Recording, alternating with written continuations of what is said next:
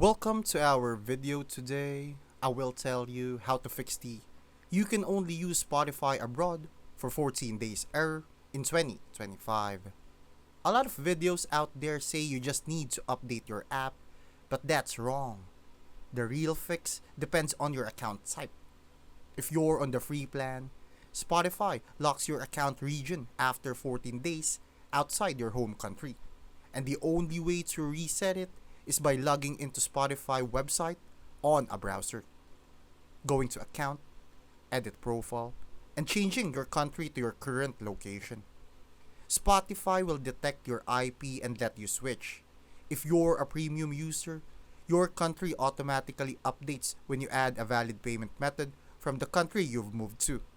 So updating your card is the key. The mobile app itself doesn't let you change regions, so don't waste time there.